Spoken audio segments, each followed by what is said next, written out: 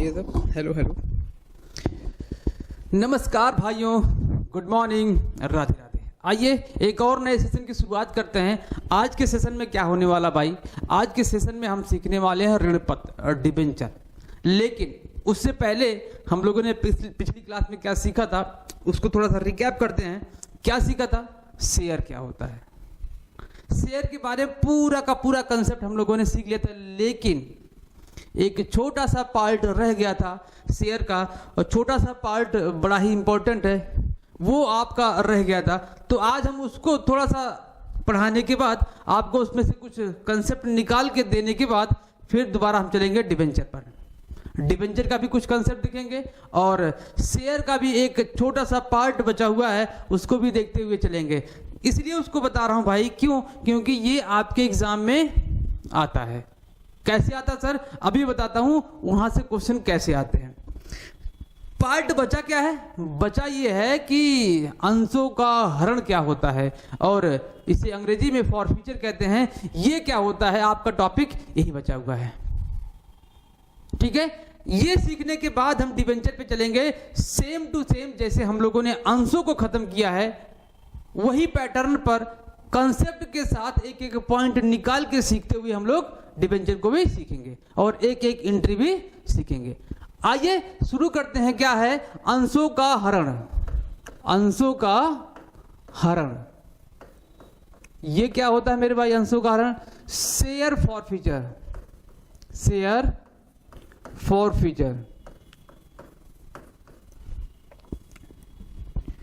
Share forfeiture क्या होता है कि जब शेयर होल्डरों के द्वारा अपने याचनाओं को यानी मांगों का भुगतान करने में वो अपने आप को असहज या असमर्थ महसूस करते हैं, तो वो क्या करते हैं? अपने मांगों का भुगतान नहीं करते हैं। इस कंडीशन में कंपनी उनको सूचना देती है कि भैया आप अपने मांग का भुगतान कर दीजिए।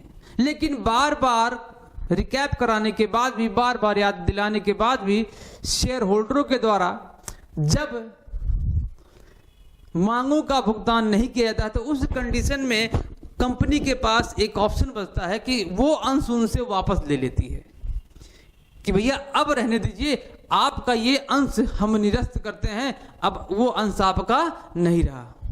इसी को क्या बोला जाता है? अंशों का हरण बोला जाता है।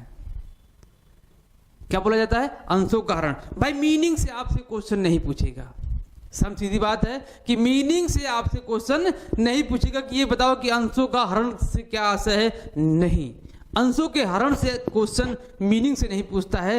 पूछता है कि जब अंशों का फॉरफिट किया जाता है तो उस कंडीशन में जो एंट्री होती है वो डेबिट में क्या होती है, क्रेडिट में क्या होती है। मेनली डेबिट के अमाउंट में कहां से अमाउंट फिल करते हैं, कौन से अमाउंट को फिल किया जाता है, ये वाला पोर्शन आपसे पूछा जाता है फॉरफीचर में। फॉरफीचर में केवल एक ही क्वेश्चन बार बार पूछता है, बार बार पूछता है फॉरफीचर में एक ही क्वेश्चन। यही जो एंट्री है ना, क्या? Share capital account debit to forfeiture to calls in arrear, ये एंट्री है। अभी मैं लिखाता हूं आपको।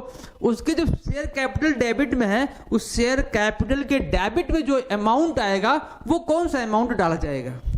बार बार यही क्वेश्चन रिपीटेड होता है। यकीन मानिए अगर आपसे शेयर का क्वेश्चन पूछेगा तो यही से पूछेगा, और सॉरी शेयर के फॉरफीचर से अगर क्वेश्चन पूछता है तो यही से पूछेगा और कहीं से नहीं पूछेगा। और कोई है ये नहीं पूछने वाला भाई। फॉरफीचर में और कहां से क्वेश्चन बनेगा? नहीं बनेगा, केवल यही से बनेगा और जनरल एंट्री से बनेगा। चलिए, हरण हम लोगों ने देख लिया। हरण क्या होता है? हरण पे जाता है, हम मीनिंग पे चर्चा नहीं करेंगे, हम सीधे करेंगे इसकी एंट्री। क्या एंट्री है? देखो एंट्री क्या भाई? Journal entry. जर्नल एंट्री क्या है? एंट्री लो भाई, एंट्री लिख लो। Share capital account DR to share forfeiture account. Share forfeiture account, और टू जिस कॉल पर पेमेंट नहीं किया गया, टू कॉल्स, या यूं कह लें to calls arrear, calls in arrear कह सकते हैं। जिन कॉल पर पेमेंट नहीं किया गया है वो ये है। ये क्या है? फॉर फ्यूचर जो दिखाया जाता है। मजे की बात है, लोग इसको शायद बहुत कम लोग इस चीज को जानते हैं कि फॉर फ्यूचर जो चीज है वो कंपनी के लिए प्रॉफिट होता है कि लॉस होता है। बहुत बार क्वेश्चन निकल के आया है मेरे भाई। शेयर फॉर फ्यूचर कंपनी के लिए वो क्या बन जाता है? आय बन जाता है। क्यों? क्योंकि वो कंपनी उसको जब्त कर लेती है जो उसने पेमेंट किया हुआ है। तो पेमेंट किया है तो दोबारा उसको देना नहीं है, उसको जब्त कर लिया है तो शेयर होल्डर को पेमेंट करना नहीं है। इस कंडीशन में क्या बन जाएगा? ये प्रॉफिट बन जाएगा, आय बन जाएगा। बात समझ आई? तो शेयर फॉर फ्यूचर क्या होता है? कंपनी के लिए इनकम होता है। इसको नोट डाउन कर लो मेरे भाई। क्या कर लेना? आपको नोट डाउन कर लेना है। Got it? आ जाओ। ये क्या कह रहा है? अब ये वाला पोर्शन देख लो भाई। ये वाला पोर्शन क्या कर रहा है? सर आप बार बार इसको यूज कर रहे हैं, ये शब्द को प्रयोग कर रहे हैं, ये वाला। हाँ मेरे भाई, यही है इंपॉर्टेंट टॉपिक जो आपसे क्वेश्चन पूछता है। पीजीटी के एग्जाम में वन लाइनर क्वेश्चन पूछेगा, डायरेक्टली पूछेगा कि जब अंशों का हरण होता है तो जो कैपिटल में, कहां पर? शेयर कैपिटल में जो अमाउंट ट्रांसफर किया जाता है वो कहां से आता है? कौन सी वैल्यू होती है? आपको सीधे सीधे लिखना है कि कौन सी वैल्यू? मांगी गई वैल्यू। कौन सी? मांगी गई, या फिर याचित की गई, याचित, या फिर इसको अंग्रेजी में कहेंगे कॉल्ड अप वैल्यू। बस यही तो है। कंपनी ने जितने कॉल्स पर याचनाएं कर ली हैं, मांग कर ली हैं, वही वैल्यू क्या होता है? डेबिट में दिखाया जाता है। बस यही मांगी गई वैल्यू, याचित की गई वैल्यू, यही दिखाया जाता है डेबिट में मेरे भाई। मैं एग्जांपल सेट करूं? हाँ सर, एग्जांपल से बताएंगे ज्यादा सही रहेगा। जी भाई आ जाओ, एग्जांपल सेट करते हैं। एग्जांपल क्या है? मैंने ये कहा कि मान लेते हैं एक शेयर की वैल्यू कितनी है? 10 रुपए है। अच्छा, एक शेयर की वैल्यू कितनी होगी? 10 रुपए। अब इस शेयर को क्या किया गया है? एप्लीकेशन पर, अलॉटमेंट पर, भाई पूरा नहीं लिख रहा हूं, फर्स्ट कॉल और मान लेते हैं कि फाइनल कॉल। ये कॉल है, इसको मान लिया 3 रुपए, 2 रुपए, 3 रुपए एंड 2 रुपए। ये हो गया। यदि ये कंपनी ने क्या किया? यदि ये चारों कॉल कर लिया, चारों याचनाओं को कर लिया, कंपनी ने मांग कर लिया पूरा, तो यहां पर वैल्यू आएगी 10 रुपए। डेबिट में कितना आएगा? 10 रुपए। 10 रुपए इन द सेंस जितना कॉल से जितने अंशों को फॉरफिट किया जा रहा होगा, मान लीजिए 10 रुपए, सपोज 100 शेयर को फॉरफिट किया जाता तो कितना देगा? 1000 वैल्यू आ जाएगी। समझ पाए ना कि ये वैल्यू क्या आ जाए? मांगी गई वैल्यू 10 रुपए, तो डेबिट में 10 रुपए आ जाएगा। सपोज कंपनी ने क्या किया? यहां तक ही कॉल किया है, इस वाले वैल्यू तक कॉल किया है। कहां तक? ये वाला। फाइनल कॉल को कंपनी ने किया ही नहीं है।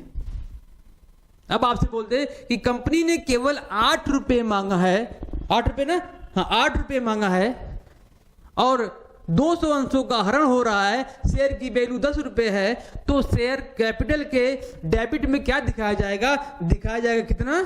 8 रुपए। ऐसे बोलेगा, क्वेश्चन बन जाएगा। यदि कंपनी 100 अंशों का हरण करती है जिसकी फेस वैल्यू 10 रुपए है और उस पर याचनाएं कितनी की गई हैं? 8 रुपए की गई हैं, तो अंशों को हरण करने के समय जो एंट्री होती है शेयर कैपिटल के डेबिट में क्या दिखाया जाएगा? दिखाया जाएगा कितना? 8 रुपए। बात समझ में आ गया ना भाई? कितना रुपए? 8 रुपए दिखाया जाएगा। इसको नोट डाउन कर लीजिएगा, एंट्री को लिख लीजिएगा। और मैंने जो बताया ना कि शेयर कैपिटल के डेबिट में अमाउंट कितना जाएगा? मांगी गई पूंजी या याचित की गई पूंजी। क्लियर? बात समझ में आ गई? चलो अच्छी बात है। ये समझ में आ गई ना? हरण समझ में आ गया। अब क्या करते हैं हम? पुनर्निर्गमन कर लेते हैं। पुनर्निर्गमन कर लो मेरे भाई। यस सर, कर लिया। क्या कर लिया भाई? पुनर्निर्गमन। इसे क्या बोलते हैं? री इशूड बोलते हैं। क्या होगा भाई इससे? री इशूड से क्या होगा? अब जो हरण किया गया है, अब वो हरण किए गए अंशों को दूसरे शेयर होल्डर को क्या किया जाएगा? इशू किया जाएगा। इशू क्या बोलते हैं? री इशू बोलते हैं। हरण किए गए अंशों को जब दोबारा निर्गमित किया जाता है, दोबारा बेचा जाता है, दोबारा जारी किया जाता है, तो उसको क्या बोला जाता है? री इशूड बोला जाता है। अब मैंने एक चीज पढ़ाया था आपको कि अंशों को डिस्काउंट पर इशू नहीं किया जाता है, बिल्कुल पढ़ा गया था। सेक्शन 52, सेक्शन 54, 53, इसके बारे में कई सेक्शन पढ़े गए थे। यहां पर इस कंडीशन में जब शेयर को दोबारा रीइशू किया जाता है तो उस कंडीशन में अंशों को डिस्काउंट पर इशूड किया जा सकता है। नोट कर लेना भाई, पुनः निर्गमन की दशा में अंशों को छूट पर निर्गमित किया जा सकता है। समझ में आ गया? आ जाओ, इसकी भी जनरल एंट्री देखते हैं। जब अंशों को क्या होगा, पहला कंडीशन देखते हैं। पहला कंडीशन, जब एट पार पर इशू किया जाएगा, जब एट पार पर इशूड किया जाएगा तो क्या बनेगा एंट्री? एंट्री बनेगा bank account debit to share capital account, share capital account. पहली एंट्री बन गई किस कंडीशन में? जब एट पार पे होगा। दूसरा कंडीशन क्या बनेगा भाई? जब होगा एट प्रीमियम, एट प्रीमियम, तब एंट्री क्या बनेगी? आ जाओ, इसकी भी एंट्री कर लेते हैं। एंट्री सेम है, बैंक अकाउंट डेबिट टू क्या? To share capital. आपको पता है सिक्योरिटी प्रीमियम क्रेडिट होता है, तो सिक्योरिटी प्रीमियम क्या कर देंगे? क्रेडिट कर देंगे, सिक्योरिटी प्रीमियम, है ना। अभी मैं केवल आपको एंट्री सिखाते हुए चल रहा हूं, जब हम लोग प्रैक्टिस करेंगे तो इसके क्वेश्चन भी होंगे और क्वेश्चन में अमाउंट कैसे फिल होगा मैं उसको पूरा बताऊंगा, ठीक है। अभी आप केवल एंट्री सीख लीजिए क्या है। अब हम थर्ड नंबर पे चलते हैं। थर्ड नंबर की एंट्री क्या है? जब क्या होगा? एट डिस्काउंट होगा। रीइशू कब होगा? जब एट डिस्काउंट होगा। तो एंट्री क्या बन जाएगा भाई? एंट्री बनेगा यही, क्या बनेगा? Bank account debit. यहां पर फॉर फ्यूचर को डेबिट करेंगे कब? जितने अमाउंट से क्या हुआ होगा? छूट बना होगा, छूट बना होगा। To share capital, to share capital. ये तीन एंट्रियां बनेंगी कब? जब पुनः निर्गमित होगा। पुनः निर्गमन क्या होता है? जब अंशों को, जब अंशहरण किए गए होते हैं, उन अंशों को जब हम दोबारा रीइशू करते हैं, किसी थर्ड व्यक्ति को देते हैं, तो ये क्या कहलाता है? पुनः निर्गमन कहलाता है। और पुनः निर्गमन में at par, at premium, at discount हो सकता है। उम्मीद है आपको समझ में आया होगा। तो ये कल का टॉपिक था, लेकिन आज हमने इसको रिकवर किया है, ठीक है। हम अब पढ़ेंगे डिबेंचर। अब एक नए टॉपिक की शुरुआत करते हैं, डिबेंचर।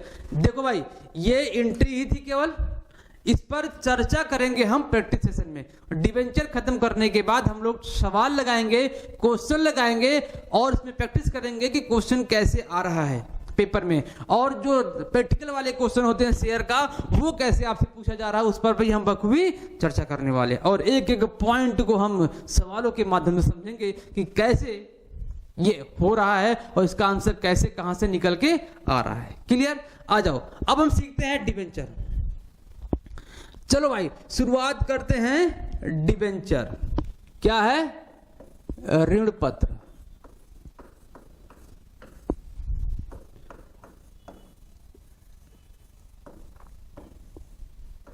डिबेंचर ये भी कहां बताया गया है? कंपनी एक्ट, कंपनी एक्ट कौन सा? 2013। अब इसका जो डेफिनेशन दिया गया है 230 में बताया गया है। सेक्शन 2, यहां मैं लिख देता हूं सेक्शन 2 सबसेक्शन 30 में इसके डेफिनेशन को बताया गया। क्या डेफिनेशन में लिखा गया है? डेफिनेशन में कुछ नहीं लिखा गया, बस ये कह रहा है कि डिबेंचर में ऋण पत्र, बॉन्ड और क्या, और एक शामिल हो रहा भाई कि अभिलेख अधिकार, अन्य अधिकार पत्र या अभिलेख को शामिल किया जाता है। और एक चीज और शामिल किया जाता है, स्कंद, डिबेंचर स्कंद। ऋण पत्र एक स्कंद होता है, उसको भी यहां पर शामिल किया गया है। तो डिबेंचर के डेफिनेशन में क्या बताया गया है? बस एक चीज बताई गई है, क्या? कि इसमें क्या शामिल किया जाता है। केवल एक ऋण पत्र ही एक पत्र नहीं है जिसको डिबेंचर कहा जाता है, नहीं। इसमें कहा गया है कि डिबेंचर में पहला बॉन्ड, दूसरा ऋण पत्र, तीसरा ऋण पत्र स्कंद, चौथा कोई अन्य अभिलेख होगा जो किसका प्रमाण करता होगा? लोन का। जो लोन को प्रमाणित करता होगा वो अभिलेख डिबेंचर में शामिल होगा। वो क्या कह रहा है? सेक्शन 230 बोल रहा है कि ये चीजें आपके यहां पर शामिल होगी। मजे की बात जानते क्या भाई? डेफिनेशन से ही क्वेश्चन निकल आते हैं। कैसे सर? भाई देखो, आपने डेफिनेशन देखा 230 में, कह रहा है कि इसमें क्या शामिल होता है? बॉन्ड को शामिल करते हैं, जबकि हमको पता ही नहीं होता है कि डिबेंचर में बॉन्ड को भी शामिल करते हैं। दे देगा सेक्शन 230 आपसे इतना लिख दिया कि कंपनी एक्ट 2013 की धारा 230 में डिबेंचर में निम्न में से क्या शामिल किया जाता है, क्या शामिल नहीं किया जाता है। बस यहीं पे हो गया कंफ्यूज। जहां पे सेक्शन लिखा वहीं पर माइंड हो गया कंफ्यूज कि सेक्शन में क्या शामिल है, पता नहीं क्या शामिल है क्या नहीं शामिल है। तो सेक्शन में केवल 3-4 चीजें शामिल है। स्कंद शामिल है, वो भी डिबेंचर का, डिबेंचर शामिल है, बॉन्ड शामिल है, और ऐसे अभिलेख पत्र शामिल है जो लोन को प्रमाणित करते हैं। क्लियर? मैं लिख दूं? जी सर लिख दीजिए। लिखता हूं भाई, आ जाओ।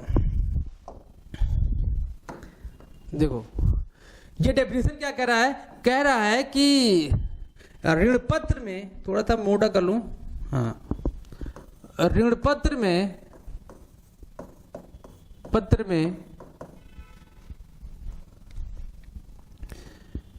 ऋण पत्र कॉमा ऋण पत्र स्कंद कॉमा बॉन्ड कॉमा और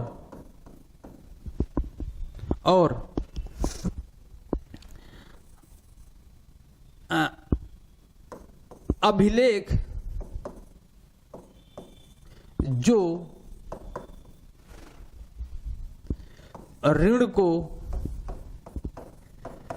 प्रमाणित करते हैं, ऋण को प्रमाणित करता है, ऋण को प्रमाणित करता है, वो क्या कहलाता है? आपका ऋण पत्र कहलाता है। बस इतना शब्द लिखा है और कुछ नहीं लिखा है। तो आपको याद क्या करना है? सर आपने डेफिनेशन तो लिखा दिया, आपको याद क्या करना है भाई? आपको बस याद ये करना है कि ऋण पत्र में ऋण पत्र शामिल होता ही है, ऋण पत्र स्कंद भी शामिल होता है, बॉन्ड भी शामिल होता है, और ऐसे अभिलेख शामिल होते हैं जो किसको डिनोट करते हैं? ऋण को डिनोट करते हैं कि ये प्रमाण पत्र ऋण के लिए प्रमाणित किया गया है। क्लियर? तो ये क्या था आपका ऋण पत्र का डेफिनेशन, जहां किया गया है वो सेक्शन 230 है। अच्छा जी, आ जाओ भाई। आपने सर डेफिनेशन बता दिया, अब हम लोगों ने शेयर में टाइप्स देखा था शेयर का, सेम यहां पर भी देखेंगे। आ जाओ, क्या है? मैं लिखता हूं आपको classification of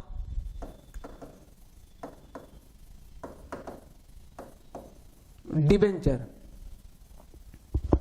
classification of debenture, डिबेंचरों का वर्गीकरण। अच्छा, क्या है सर इसमें? सेम भाई, क्या है? सेम। जो पूर्वाधिकार अंश में जितने टाइप्स थे, सेम कॉपी यहां कर दिया गया है। अच्छा, वहां पर रजिस्टर्ड पूर्वाधिकार अंश था, सेम यहां पर।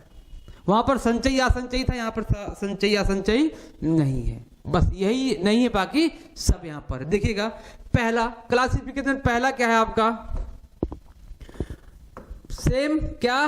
पंजीकृत या फिर रजिस्टर्ड। इसे क्या बोलते हैं? रजिस्टर्ड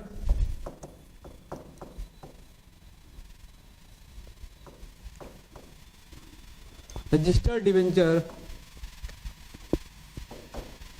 या फिर कैपिटलाइजेशन या फिर रजिस्टर्ड, जो भी है। अगला, इसके बाद ये आ जाओ, ये इंपॉर्टेंट है, यहीं से क्वेश्चन पूछता है आपका।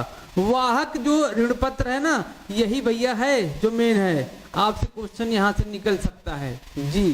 क्या है ये? Bearer debenture. अच्छा, दूसरा, तीसरा क्या है भाई? तीसरा है शोधनीय ऋण पत्र। क्या बोलते थे? Redeemable debenture. हो गया? कलर चेंज कर लें सर जी। तीसरा चौथा देख लो क्या है? अशोधनीय, अशोधनीय ऋण पत्र।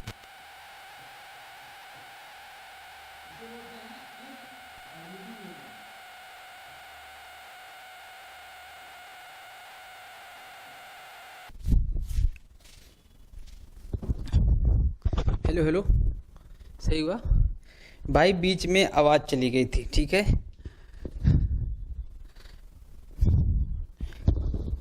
कहाँ टॉपिक से आवाज कटी हुई है भाई?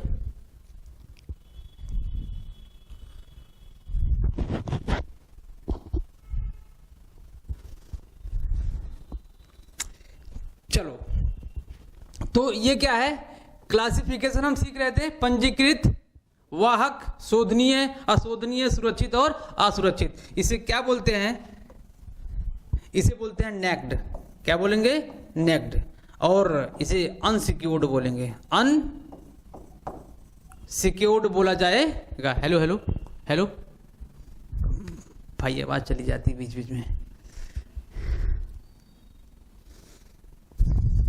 ठीक है। इसे क्या बोलेंगे? अनसिक्योर्ड और नेक्ड डिबेंचर। लो भाई, सातवां आ जाओ, दो और बताऊंगा बस। परिवर्तित, परिवर्तित। और आठवां आ जाओ, अपरिवर्तित ऋण पत्र। ऋण पत्र,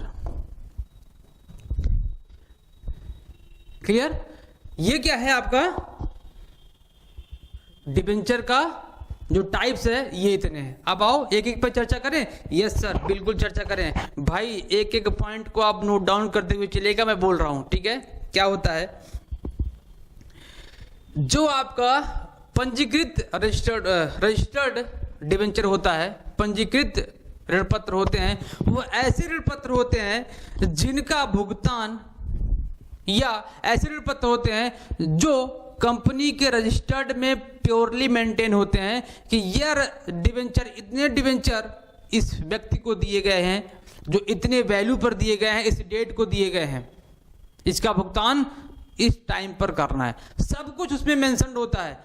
और मजे की बात है, जो रजिस्टर्ड डिबेंचर होते हैं वो क्या होते हैं? वो ऐसे डिबेंचर होते हैं जिसके नाम पर इशू किया गया होगा, जिसने उसको दिया होगा, पेमेंट उसी को होगा और किसी व्यक्ति को नहीं होगा। सपोज क्या हो, डिबेंचर कहीं खो जाए भाई, जो ले जा रहा हो उसके यहां से डिबेंचर गिर जाए, कहीं खो जाए, कोई चुरा ले जाए, तो क्या होगा? तो जिसको मिलेगा, क्या वो डिबेंचर का अमाउंट प्राप्त कर सकता है, पेमेंट ले सकता है? तो आंसर है बिल्कुल नहीं। रजिस्टर्ड डिबेंचर वह डिबेंचर है जिसका नाम उस पर लिखा गया होगा, उसी व्यक्ति को डिबेंचर का पेमेंट मिलेगा, अदरवाइज किसी को नहीं मिलेगा। तो ये क्या है?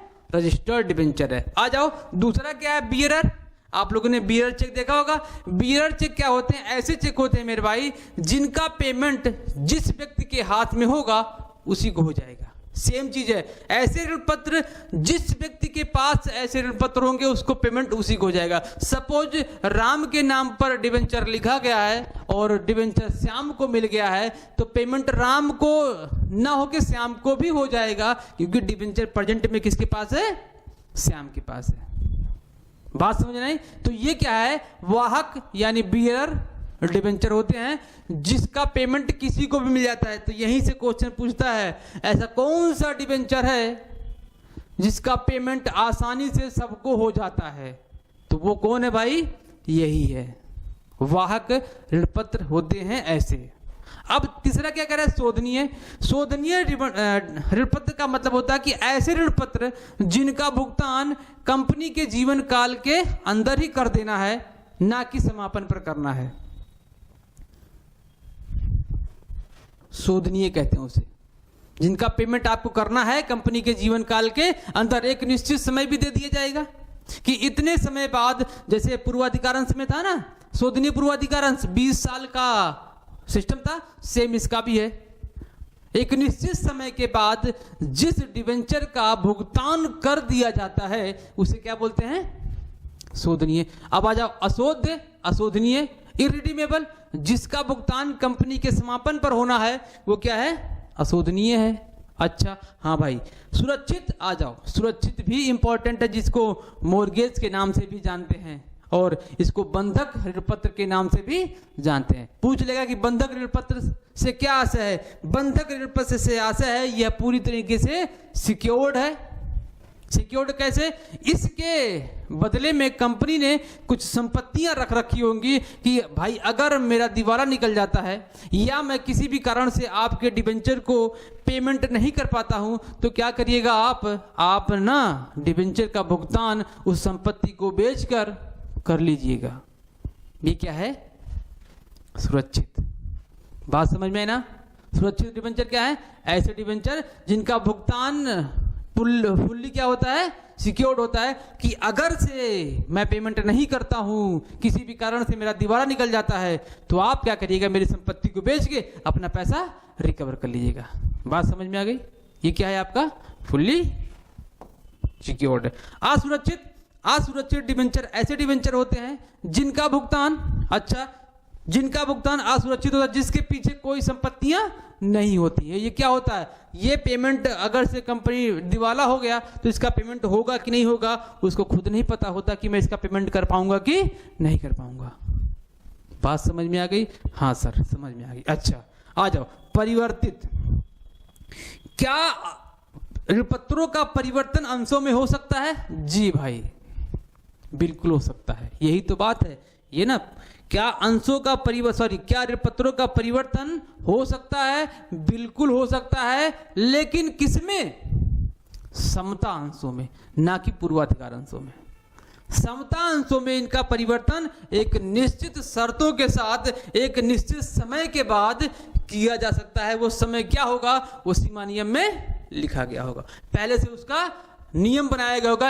अगर से कोई डिबेंचर होल्डर अपने डिबेंचर को कन्वर्ट करना चाहता है समता अंशों में तो वो कर सकता है, लेकिन ये कंडीशन फुलफिल होने चाहिए। क्लियर? तो वो कंडीशन क्या होगा? वो सीमा नियम में लिखा होगा। शर्तों के आधार पर, एक निश्चित शर्तों के आधार पर डिबेंचर को क्या किया जा सकता है? परिवर्तित किया जा सकता है। किसमें? समता अंशों में। बात समझ में आ गई ना? जी सर। आ जाओ लास्ट है आपका अपरिवर्तित ऋण पत्र। अपरिवर्तित ऋण पत्र क्या होता है? ऐसे ऋण पत्र जिनको समता अंशों में परिवर्तन नहीं किया जा सकता तो वो क्या कहलाते हैं? आपके अपरिवर्तित ऋण पत्र कहलाते हैं। बात समझ में आ गई? जी बिल्कुल समझ में आ गई। तो ये क्या था? डिबेंचर था और डिबेंचर के टाइप्स थे। मजा है ना भाई? एक एक पॉइंट कहां से देखो कैसे निकल रहा ना। तो ये सब ऐसे नहीं है भैया, ये सब चीजें आपको क्या करना पड़ेगा? इन सब चीजों से क्वेश्चन निकालना पड़ेगा। हम क्वेश्चन निकाल के लेके आएंगे, आपको निकालने का मेहनत भी नहीं करना देंगे। निकालने के लिए हम क्वेश्चन निकाल के भी लेके आएंगे। इस टॉपिक से कम 20 से 30 क्वेश्चन निकलेगा, हम वो आपको प्रेजेंट कराएंगे बस 2-3 क्लास के बाद। और 2-3 क्लास और देख लेते हैं डिबेंचर का, और इसके बाद फिर हम प्रैक्टिस सेशन शुरू करेंगे। दोनों को कंबाइन करेंगे, शेयर का भी और ऋण पत्र का, दोनों 2 से 3-4 सेशन में हम क्या कर लेंगे? पूरा प्रैक्टिस कर लेंगे। ओके, बाकी नेक्स्ट क्लास में देखते हैं। आज के लिए बस इतना रखते हैं। तब तक के लिए पढ़ते रहिएगा और कमेंट बॉक्स में राधे राधे जरूर लिखिएगा। मिलते हैं अगली क्लास में।